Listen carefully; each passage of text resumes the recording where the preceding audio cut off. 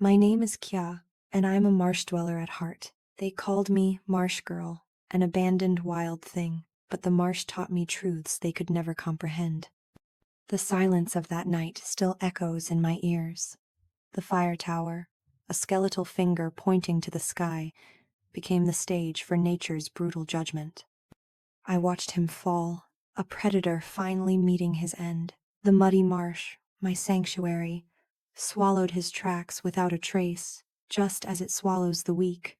It was a clean kill, echoing the laws of the wild. My childhood was a prelude of goodbyes. My family left one by one, leaving me alone deep in the marsh.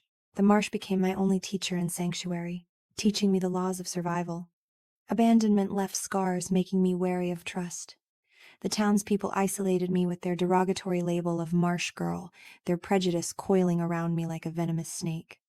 Thankfully, Jumpin' and Mabel were the only warmth in that desolate place. Then Tate appeared. He saw the real me. He taught me to read, and we shared a fascination with the marsh. It was a fleeting connection and hope. I'm going away soon to college. I got a job at the biology lab. Starts next week, so. But history repeated itself. Tate went to college and broke his promise. The pain of abandonment struck again, solidifying my belief that humans couldn't be trusted. Emotional detachment became my defense.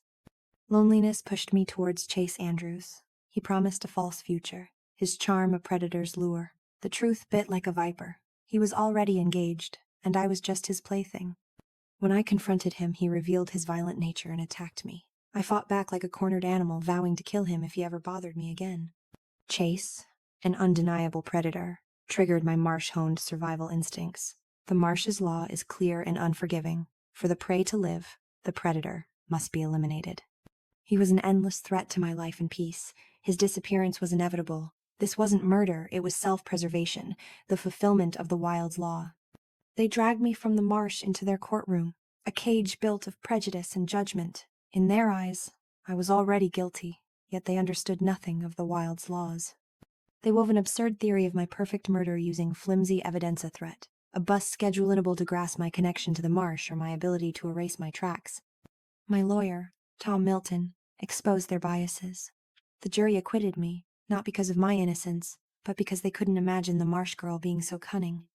I was found not guilty, but that wasn't their freedom. It was the secret freedom I had already claimed at the fire tower. My acquittal was a victory for the marsh's law, proving my perfect hunt and escape. They called it murder. Tate, my true companion, understood. He found the shell necklace, the silent witness to my marsh justice, and destroyed it, taking my secret to his grave.